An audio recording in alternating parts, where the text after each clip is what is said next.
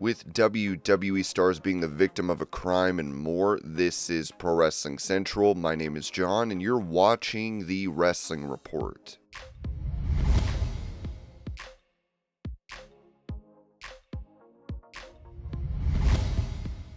During an interview on Maggie and Perloff, AEW President Tony Khan was asked this question about how hot weather could play a factor for the wrestlers at this weekend's AEW All In Texas event. So Tony, I looked at my weather app. It's not going to be so super hot. It's definitely going to be warm. Not for the fans, but definitely the performers are going to be sweating a lot here. Khan responded, "There's a roof. It's a sports show. You're a sports reporter. You know there's a roof at Globe Life Field."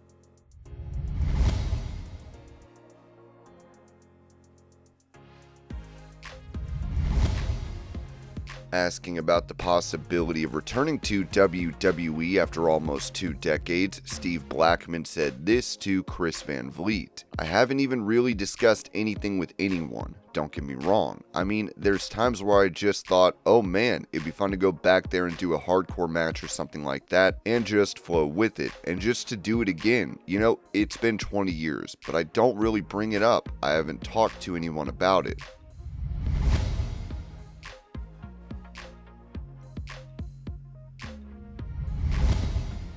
When it comes to a WWE comeback, NIXON Newell noted during an interview with Muscleman Malcolm, "Now I can go do what I want to do, prove everyone wrong in my way, you know, and live my career how I see fit. And then hopefully one day the door's still open and we can go back." A lot of people online be like, "You've burned the bridges. You're saying all this stuff about them." I'm like, well, no, I'm just saying what everyone's thinking. When you release people like Dakota Kai and Shayna Baszler, like how do you release talent like that? That blows my mind. Like I said, I hope the door's still open. One day I'd like to go back, but I don't want to go back. And this is purely out of, not spite, spite's the wrong word, purely out of, I'll figure out the word. But like, I want to go back when they need me, yeah. And when they want me. I want to be able to build up a platform for myself, build myself back into the star that NIXON was. So then they come crawling to me and be like, "Hey dude, what do you think? Do you want to come back? We think we could do this." That's my goal right now. Like, if I ever go back to WWE, it's to make them want me, make them need me.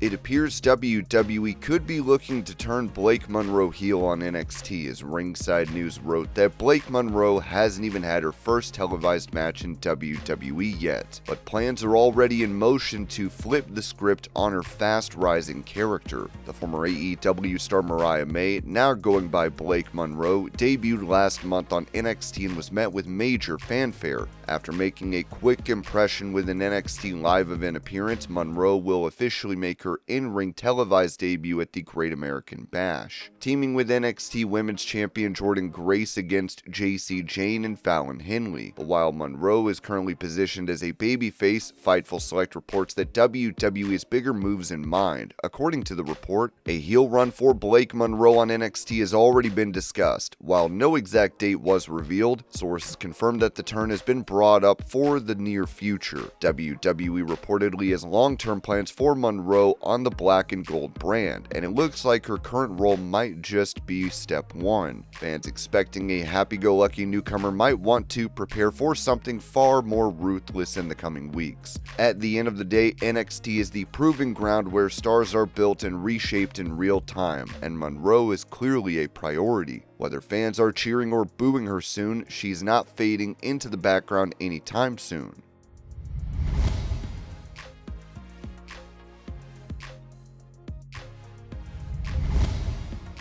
Speaking about how her feud with Liv Morgan is no longer taking place due to Liv's injury, Nikki Bella told Busted Open Radio, "I mean, obviously, was I so bummed about Liv's injury? Of course, we all are. Liv is such an incredible character, and she and I, we have a lot of layers, not only in our characters, but also history and chemistry there. We were about to do something super epic, super personal, and it was going to be really amazing, so that didn't pan out the way I wanted. But hey, the beauty of wrestling is we're they're always here and we always come back. So you know, I think I'm gonna have to stick around to put her in her place when she comes back.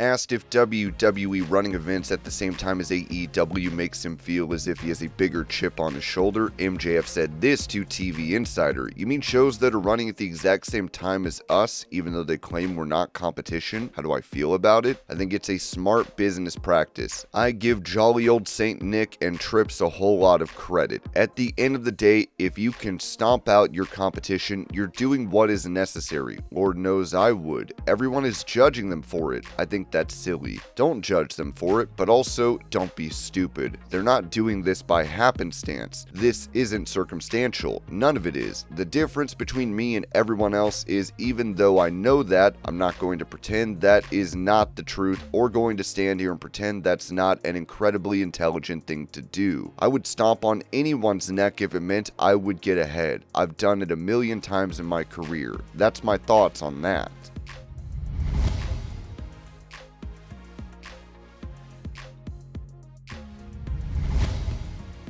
During that same interview, MJF said this in response to a question on if it's easier for pro wrestlers to get work in acting. "It's easier because of the work that The Rock, Batista, and Cena put in. Also, I feel so stupid now because Dwayne Johnson is also on that list I spoke about earlier too. This was a great question. You might be the only interview that gave me a question I liked. Growing up, you're watching these guys break this mold that unfortunately Terry Bollea, Hulk Hogan, created by being one of the worst actors of all time with Santa with Muscles, Mr. Nanny, and all that genuine garbage."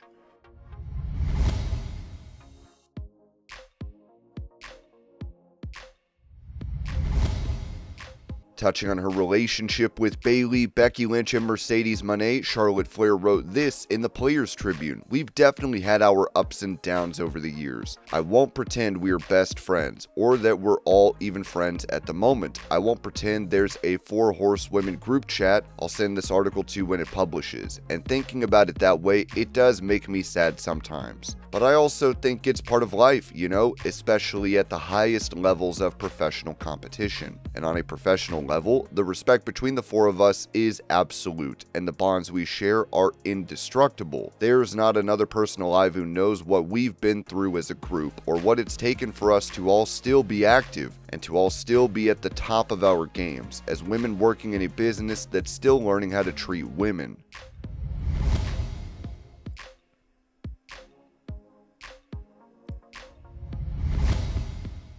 In that same piece, Charlotte Flair recalled returning to WWE and being body shamed. "I have this memory. It's about 4 years ago. I just worked my first show in a while, the Raw after WrestleMania 37, after being out 6 weeks from COVID. It's extremely hard to live healthy on the road, so while I was off, I did something I'd wanted to do for a long time. I got in the best shape of my life. I lost like 25 pounds. I got leaner and more toned. I felt so great. I've always been pretty self-conscious about my appearance. But I seriously was so proud of the effort I put in and the results I'd achieved, and I remember feeling really good about how I'd looked at that night's show. Then I checked my phone after. I literally had thousands of notifications on Twitter, most of it people speculating about what kind of plastic surgery I'd gotten. Okay, what happened to Charlotte Flair? Holy her whole body is fake. You know she got work done. She looks like her dad in a wig."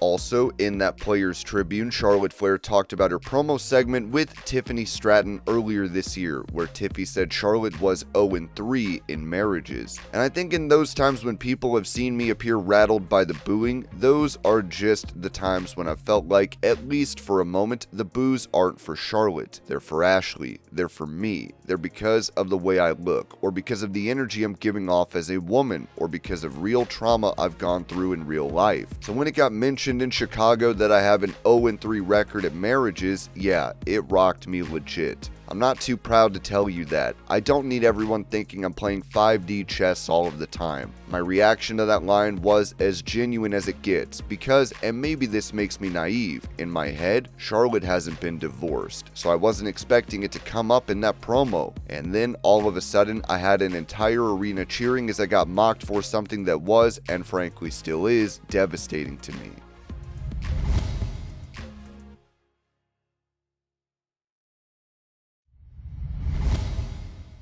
Providing details on Seth Rollins and Becky Lynch's house being hit by a burglar, Ringside News wrote that Seth Rollins and Becky Lynch were hit with a nightmare back home. While they were on the road for WWE, their Southern California beach house was burglarized early Tuesday morning. According to TMZ, cops say the Playa del Rey property was broken into around 3 a.m., just hours after the couple performed at Monday Night Raw in Providence, Rhode Island. Thankfully, no one was inside the house at the time, including their 4-year-old daughter Rue. Law enforcement said the suspect or suspects forced their way in through the rear sliding glass door and made off with cash. Rollins was the one who made the 911 call to report it. So far, no arrests have been made, and the investigation is still ongoing. The couple has been seen at the home frequently. In fact, Lynch posted a shot of Rollins relaxing in the living room just last month. They've owned the property for some time and often spent downtime there with their daughter.